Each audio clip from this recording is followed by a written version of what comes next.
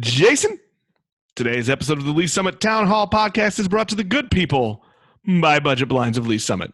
Budget Blinds! Hey, a quick note from our benevolent robot shade overlords. While the showroom home of the Signature Series automated shades is temporarily closed, as are the in-home consultations, the Budget Blinds team can still connect with you for virtual design consultations. Wait, are you telling me that our robot shade overlords have internet capacity? They do. They do. All Electronics are the robot shade overlords' friends. All hail our robot shade overlords. So just call 816-554-7779 or email leesummit@budgetblinds.com to set up your consultation today. Tell them Jason and Nick saying. The podcast is also brought to the people by this message. Hey, keep shopping local. Get that takeout. Go pick it up. Get a gift card. Buy some gift cards. Remember to shop local even during this crazy, crazy, crazy time. You got to support our friends and our neighbors who all operate or work for some of the great small businesses throughout this community. So support them. Go see them. Tell them Jason Nick sent you.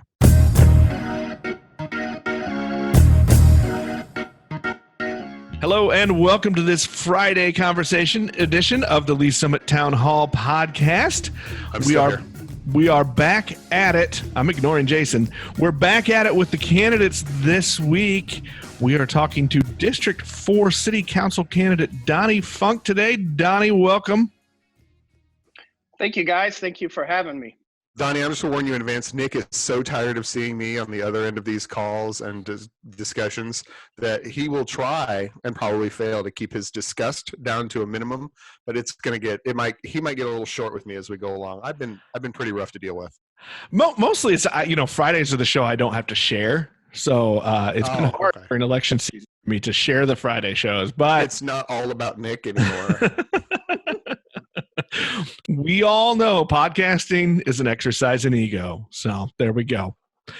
Donnie, let's jump in, and this is my favorite time because I get to be cliche dad on the show, and I'm going to ask you the most cliched hard question that we've got. Donnie Funk, why are you running for office? Well, Nick, Jason, I mean, if you guys would have asked me this a month ago, I would have told you it was, my time that I've served on the Planning Commission, Community Economic Development Committee, a little time on the Historic Preservation Committee. I would have told you with that experience, I would have mentioned, my experience in owning my own business for many years and having the opportunity to work for developers that I think, the city's about to embark on a period of major growth. And I feel like all of my experience in those fields and what I've had serving the city, this would be a great time. My wife and I have spent several years putting myself in the position to devote the time for me to run and be able to, serve the folks of District 4 as well as the entire community. But, now my answer's changed a little bit because everything has changed. Almost overnight, we've dealt with what is becoming the fact we're looking down the barrel of a possible economic downturn. Small businesses are running into some major setbacks right now. Teachers and kids are completely having to change the way they teach, the way they learn. First responders and healthcare workers working around the clock. Citizens are worried and uncertain of, their basic needs. Where are they going to come from next? And I think right now, we need forward-facing, strong leadership. I mean, people that are vocal here at the local level, and we need willing to communicate. Let's hear from our local leaders. Where are they at? Let's get to the point and let the citizens of our community know where the city stands right now. Donnie, actually, well, since you brought it up, and I know Nick and I had discussed this because you're the first one and probably the only one that we're going to end up interviewing of the candidates after the stay-at-home orders were put into place and all of this stuff has sort of come down in the last couple of weeks. So what are you, as a communication is something that you talked about working with individual constituents, and but in situations like this, how do you as a city council member be an effective communicator with the public, a strong leader, to use your phrase, but make sure that you still present the view of the city as a whole? I think it's getting, we have the great, connection of social media and keeping the post of the cities flowing, making sure the citizens, up on council members' pages, having the information that's posted from the Jackson County Health Department, and just keeping that social media stuff turning. I'm sure there's a lot of people at home right now that are tuned into television, that are tuned into their phones, their iPads, their computers, and just keep that information flowing and develop a line of communication, making sure the constituents have your phone number, make sure the constituents have your email addresses so they can reach out and maybe get some questions answered that they may not be getting just from a standard news report. Well, let's kind of follow into that, and let's talk about moving forward. We asked you in your questionnaire a little bit about opportunities that you see going forward, and one of the things that you talked about was there's an opportunity to grow the existing tax base. The odd thing is you also put under your what are some issues we face, you also put in your answer there that we've got to find some new ways to expand that because there are some projected shortfalls. And now, as Jason mentioned, now we're looking at maybe even more of a need just based on the economic reactions to COVID-19. So talk to me a little bit about maybe some areas where you think you can have influence or be a champion of growth, economic growth for the city if you're elected into the city council. I think it really is a matter of utilizing some of our PSAs, the chamber, economic development council, having those folks really, it's time to step up the game. It's time to really get out there and push, because I think we're going to see a little bit stronger of a setback, just in, we've got a lot of small businesses with their doors closed right now, and we're going to have to put together a strong tax base. We're going to have to get out. We're going to have to push and see what these developers want, see what they need. We might have to really, take a step and look at our incentives packages and sweeten the pot a little bit to get this moving forward. Well, if you're going to, and incentives is a good place as any to sort of pivot a little bit here. If we're going to have to sweeten the pot, but I knew you were going to go there, so let's just get it on the table. That's fine. Let's do this thing. If we're going to sweeten the pot, that also does have the impact of reducing the ceiling of tax revenue in the future, right? This is just the math. If we're not charging tax on property value in some fashion or another, we're dealing with that. You had said in your questionnaire, I guess to bring it, we'll give it a concrete example. You're kind of advocating for maybe a more broad use of LCRA, Land Clearance or Redevelopment Act. Yes. In that process, there are members of the council who you would be serving with who think that the definition of blight that is required to activate the LCRA is incredibly overbroad and is kind of used or even abused to benefit developers. So where do you think you can use it more effectively now or in the near future as we go forward? Well, I think we could use it in an example is to maybe if we're expanding in a specific part of the community, to be able to utilize it maybe for a public service facility, a fire station, a police, maybe we need to get a police transfer station out there or something of that nature.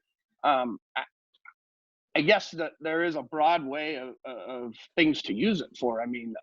Hopefully the main tool is to get the developer on board and start negotiating, and it has to be in the benefit of the city. It can't be a one-way street. It obviously has to meet in the middle, and it has to kind of, in the short term, it may not benefit the city, but I think in years to come it will. Hi, I'm Jane Monroe, owner of Embrace the Grape and District 4 resident. Donnie Funk has my vote for City Council, and here's why. Donnie's time serving on the Planning Commission, his experience in the construction industry, and his work as a small business owner has given him the insight we need on City Council. This means that Donnie knows the questions to ask to get accountability for our tax dollars. Donnie Funk is a strong advocate for public safety and will work to ensure police and firefighters, along with all city employees, are well cared for. Join me in voting Funk for 4 on April 7th. Well, Donnie, I want to ask you this question. We had this written down earlier as a topic of conversation, and I think, like everything else, it changed. The context of the question changes a little bit based on the fact that we're all sitting trapped in our homes during this interview. If elected, you would take office now 2 months later than normal. What do you think some of those first big issues are going to be that you're going to have to tackle? Obviously there's budget, but what else is some big issues that you think you're going to have to hit? Nick, to go back to what your question there, I think some of the things we're going to have to look at is the emergency fund. Now we've hit an emergency. What is the city going to need to do with that money? Is it to help pay employees significant overtime that may go into this mess over the next few weeks? That may be something that may need to be addressed. We need to address some of the land that may come available for the PIR ground and take a look at, is the city going to fund the infrastructure to attract some development? I think there's a lot of things that are going to hit right when this new council comes together. All right, Donnie, you were, where are your priorities for the budget as we're dealing with that going forward? I mean, so whatever the fallout will be, and to be clear, nobody knows. What are the priorities that you kind of want to stand on when you're putting those ideas together, when the 9 of you are together making those decisions? I think the number one idea is priority, excuse me, not idea. And the number one priority is going to be, how do we all put our heads together? How do we come together and start expanding this tax base? Is it new development? Is it redevelopment?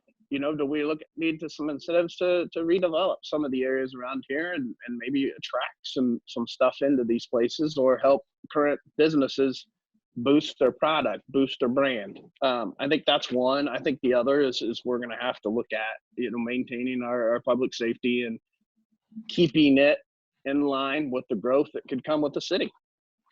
I'm gonna follow up with Jason's favorite topic. It's like I'm gonna suck up to him today here, but oh boy, you're talking about incentives. So let's take a look at that incentive policy that the city has, and kind of maybe, are there things that you think need to be adjusted? Or do you think it's set up right now to where it can be really put to use to do the kind of expansion that you're talking about?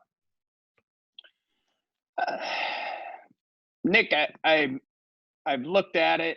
I think it's a solid policy. I think every policy could have some tweaks and turns. I mean, looking at when some of the tools are used, length of time, I think some of those things, are obviously can be adjusted on the fly. But all in all, I think it's a solid policy. But I think using the LCRA with some of the flexibility we have with it is a better plan. I know it's part of the incentive policy, but I think it's one that I would move to the forefront. Well, I'll kind of take that and pivot a little bit. You kind of in this interview, you're talking about sort of hitting the ground aggressively when it comes to development and things as the driver to sort of pull us through whatever economic setback that we're having. What are your on the, and here we'll just make sure that we're clear, both Donnie and I have served together for a number of years on the Planning Commission.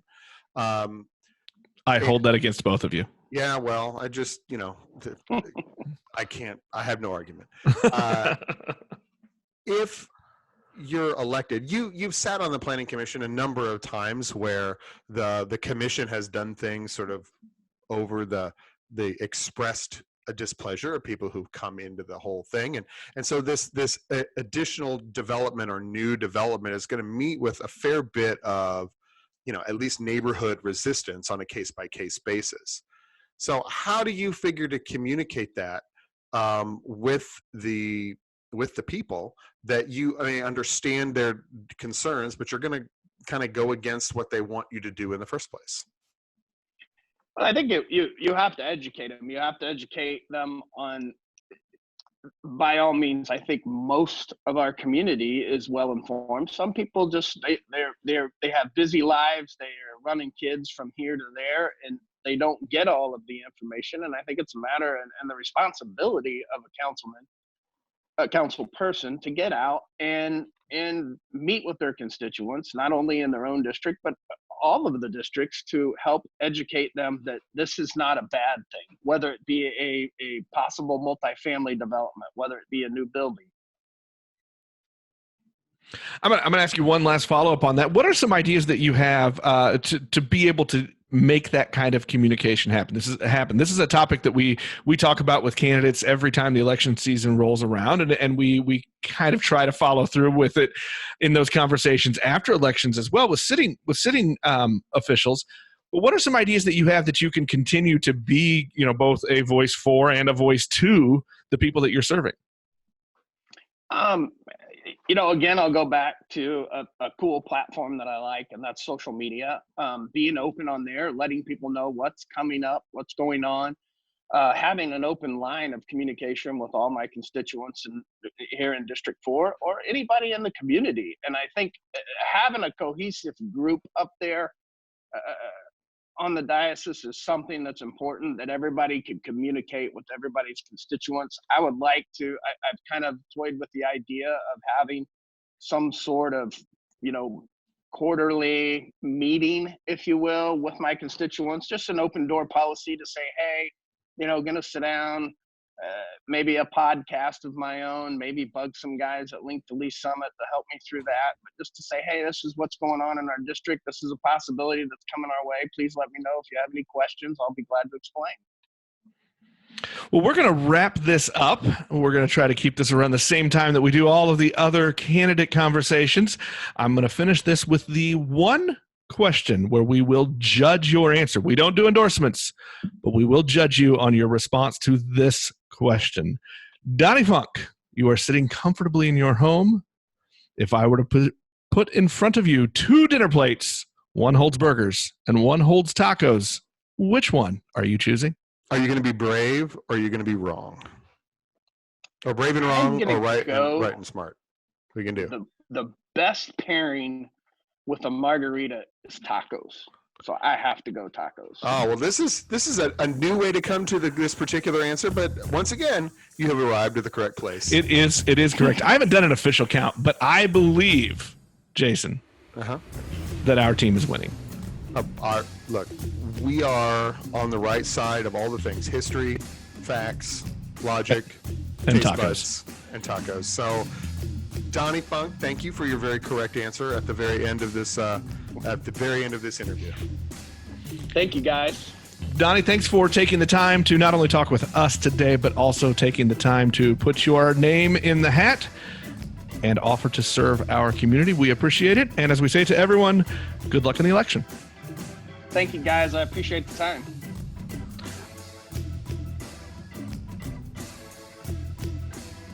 You have been listening to Lee's Summit Town Hall, a Link to Lee's Summit podcast with hosts Nick Parker and Jason Norberry. A proud member of the Fredcast Network, you can subscribe to this podcast on most of your favorite podcast apps and catch us every Monday, Wednesday, and Friday for all the news, analysis, and conversations on the Lee's Summit community. Connect with us on Facebook at Link to Lee's Summit or on Twitter at LS Town Hall.